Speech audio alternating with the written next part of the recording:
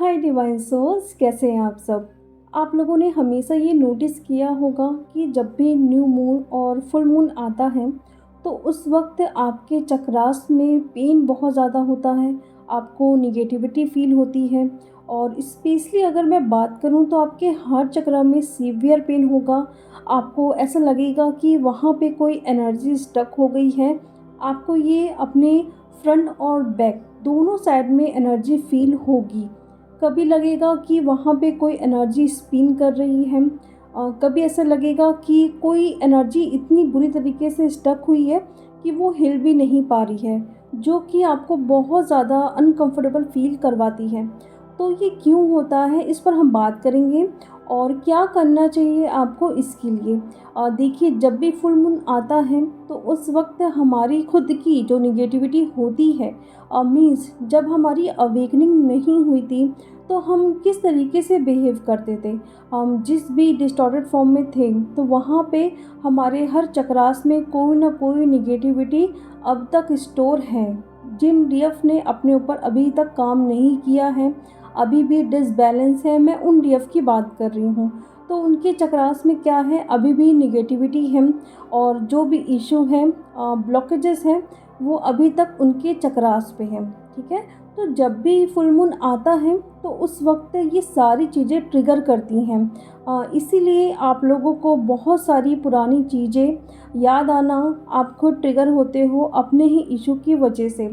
कोई उस वक्त आपको ट्रिगर नहीं कर रहा है, बट आप उन्हीं चीज़ों को याद कर कर के परेशान होते हो, रोते हो, अपने आप ही आप ओवर थिंकिंग करने लगते हो। तो इसीलिए आप लोगों को फुल मून और न्यू मून में बहुत ज़्यादा सीवियर पेन होता है अपने चक्रास पे। ठीक है, बहुत सारी डीएफ सोचती हैं कि ये निगेटिविटी का अटैक है और इस वजह से हमारे चक्रास में पेन हो रहे हैं।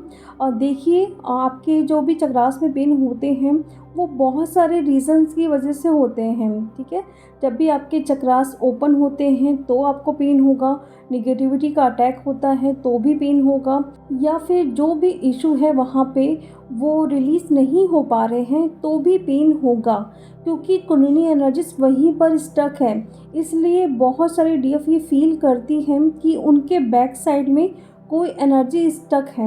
वो इसीलिए होता है क्योंकि आपके चक्रा बैलेंस नहीं हैं, ओपन नहीं हो रहे हैं प्रॉपर तरीके से, तो वहाँ की एनर्जीज ऊपर की तरफ नहीं बढ़ पाती हैं और इसीलिए आपकी कुंडलिनी एनर्जीज भी वहीं पर अटक जाती हैं और इसीलिए आपको बहुत ज़्यादा सीवियर पेन होता है, उस चीज़ को आप ठीक नहीं कर पाते हैं।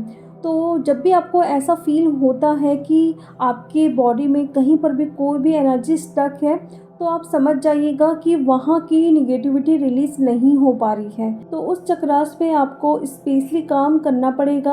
आप एक्स्ट्रा वर्क करिए उसमें और देखिए कि उस चक्रास में क्या क्या इशू हैं जो आप हील नहीं कर पा रहे हैं। जैसे कि सपोज मान लीजिए, अगर आप अपनी पावर पे नहीं आ रहे हैं, ठीक है, तो आपके सोलर चक्र में पेन होगा और जस्ट आपके पीछे, सोलर चक्र के पीछे आपको पेन होगा। ठीक है, तो आपको पता चल गया है कि मैं अपनी पावर पे नहीं आ रही हूँ, ना ही एक्शन ले पा रही हूँ, तो मुझे इस एरिया पे काम करना होगा। ठीक है, आप अपनी लाइफ में जहाँ पर भी एक्शन नहीं ले पा रहे हो, आप अपनी पावर में नहीं आ पा रहे हो, तो उस चीज़ को आपको ठीक करना पड़ेगा, उसे हील करना पड़ेगा।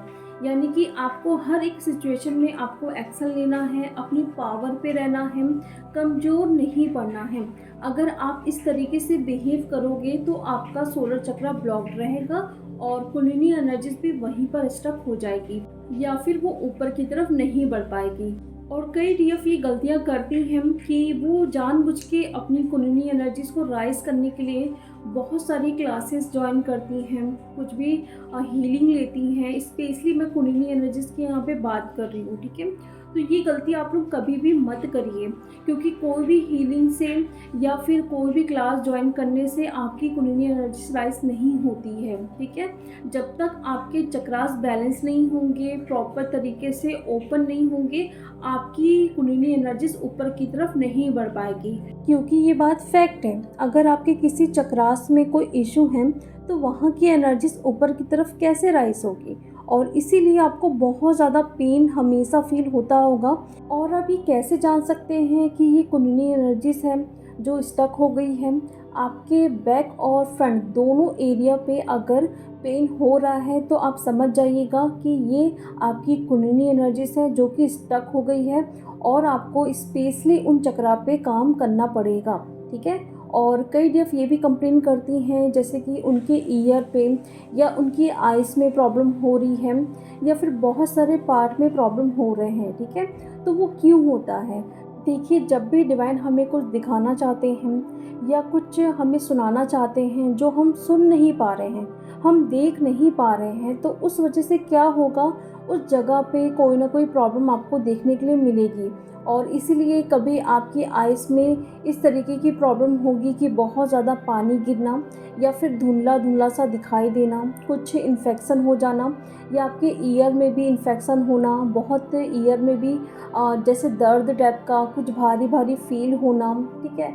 और रिंकिंग भी बहुत ज़्यादा होगी क्योंकि हम बाहर की आवाज़ों को इतना सुनने में व्यस्त हो जाते हैं और जो डिवाइन हमें सुनाना चाहते हैं हम वो सुन नहीं पा रहे हैं। इसीलिए आपके ईयर में, कभी आपके आइज़ में, कभी अलग अलग पार्ट में बहुत ज़्यादा पेन वगैरह होता है और फिर आप इसका ट्रीटमेंट भी लेते हो तो कई बार ऐसा होता है कि ये ठीक भी नहीं होता है क्योंकि मेडिकल फील्ड में भी इसका आंसर कहीं पर भी नहीं है। ठीक है। तो आपको स्पेशली अपने चक्रास पे और आपको अपने अंदर की आवाज़ को सुनना होगा अपने सारे पेन को ख़त्म करने के लिए और अगर आप कहीं पर भी स्टक हो रहे हो उस चीज़ के लिए। ठीक है। तो ये अभी करंट एनर्जीज है जहाँ पे डीएफ के किसी न किसी चक्रा पे बहुत ज़्यादा सीवियर पेन हो रहा है और ये सोच रही है कि ये कहीं ना कहीं नेगेटिविटी का अटैक है या कोई उन पर ब्लैक मैजिक वगैरह ऐसा कर रहा है। ठीक है। तो ये देखिए कि आपके इशू भी अगर सामने आ रहे हैं, पुरानी चीज़ें, पुराने इशू अगर उस चक्रा से रिलेटेड वो सामने आ रहे हैं तो वो कुंडलिनी एनर्जी से स्टक है। ठीक है। तो आई होप आप लोगों को ये क्लियर हुआ होगा कि ये अभी जो एनर्जी चल रही है, मेरे चक्रा पे पेन हो रहा है तो वो क्यों हो रहे हैं। ठीक है। तो चलिए अब मैं मिलती हूँ नेक्स्ट वीडियो में। Thank you so much.